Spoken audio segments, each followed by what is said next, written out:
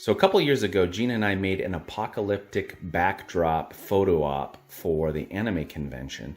And in that photo op, we made a fallen down power pole. And this is the crossbeam to that power pole. Now there's two of these, and on each one of them is a couple of these real insulators. What's been happening is these insulators are getting broken, and I've tried to repair them, replaced them. And originally what I had intended for them to do is to be able to unscrew these guys. They could pack them and then just set them back up each year. But what ends up happening is they just get so busy and they want to get out of the convention hall that they get left on there, and then they get beat up on the pallets or forklifts or hit other parts of the scenery and stuff. So they're just really fragile. I mean, they're only ceramic. So the idea is to make a two-piece silicone mold of one of these. What I've done in the past, I've cut a bunch of this plexiglass that I have laying around, and I create a little box. This is actually the decorative stanchion topper that I made a few years ago. It's just a one piece, and then I took a razor blade and cut it. But it's really cool because I can cast these with a bolt sticking in the bottom of them, and then that way I can bolt them to the top of PVC pipes. But anyway, I was hoping that I could put the insulator inside here, but it's just too big. So Gina had this little Tupperware hiding in the cupboard. I don't think she'll mind if I borrow this. She probably won't get it back. Another thing I got is some oil-based clay that's sulfur-free. Here's the kicker though on this project. This is actually left over from when I did my skull mold a long time ago. This is the silicone left over from that project that I had always planned on making the lower jaw with. And you know, to be honest with this stuff's like 7 or 8 years old, so I'm not sure it's even gonna work. I'm really interested to see. I hope it does. If it doesn't, I do have some other silicone that I can use. So let's find out if it works. And the first thing that I'm gonna do is, that's a little bit deeper than I need it to be. So I'm gonna stuff some clay in there. Only make this hole as deep as I need it to fit onto my existing pole here. So I'm gonna try to fill it up with some paper and clay. That way it's easy for me to dig back out of here when I'm done. A lot of times the impact would happen right on this edge, so I'm gonna go ahead and fill this part up with clay as well, because there's, other than extra detail, there's not really a reason for me to keep that.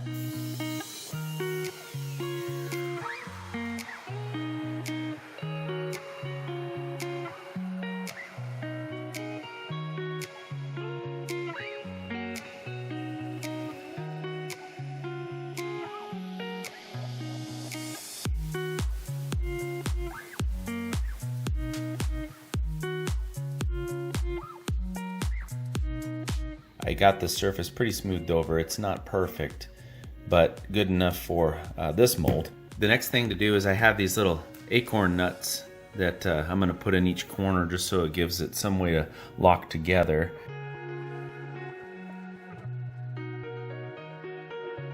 Next, I pour a bunch of dry rice inside the mold to give me my volume amount, and I make it about a ½ an inch taller than the top of the piece I'm molding here. Once I dump this rice out, then I can get a good idea of how much silicone I need to mix. A little bit of rice sometimes sticks in the clay, but it's nothing that you can't just quickly just knock loose and then dump out. I kind of divvied out the rice in these 2 cups. Now I have a good idea of how much silicone I need to fill. It actually works out to where it's right on the grooves of the cups, so that's cool.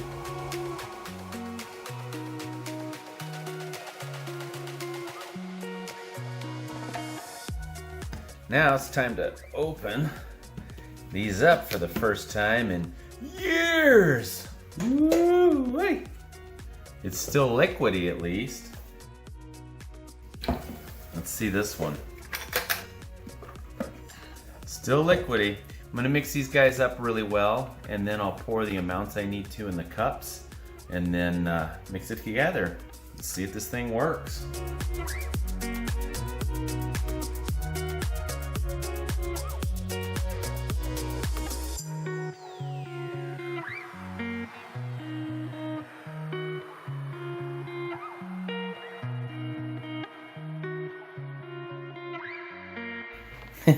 Oh my gosh, I got so busy filming and stuff I forgot to actually put the pour plug in. So I'm gonna see if I can do this now. I'll just have to trim the little bit of silicone that's between that and the top of the insulator.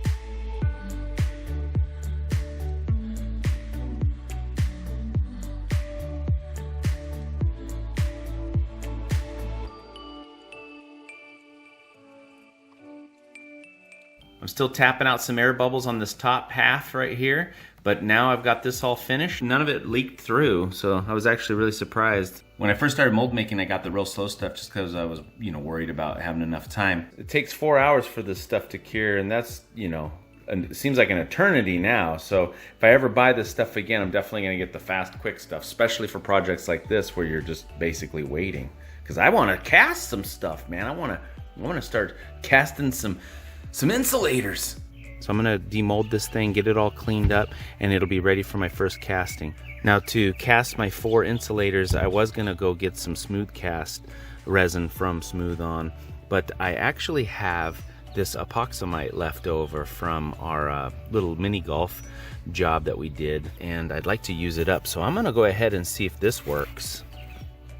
Hopefully it's still good as well. And since it is slow, it's gonna take a long time, so I'm only gonna be able to probably cast 1 of these today or maybe 2. But yeah, let's get this pulled apart and see what it looks like.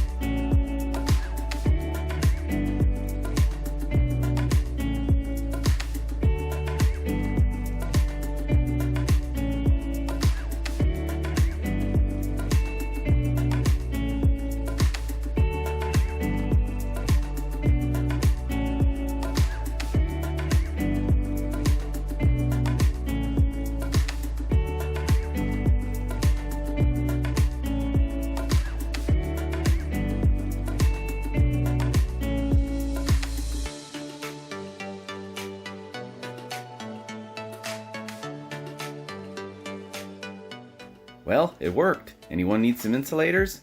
These things remind me of Jurassic Park with the mosquitoes and the amber. Bingo! Dino DNA. There's a few air bubbles in it, but that's okay. I can always go back and fill it with Bondo if I want. So I tried skimping out on the hardener ratio in the mixture, and it didn't fully cure on this one. Weird. Well, that's garbage. This one never turned that same yellow tint, and it has this weird, strange air bubble formation. I don't think this stuff was really designed for casting, being a laminating resin. Like I said, nothing a little Bondo can't fix.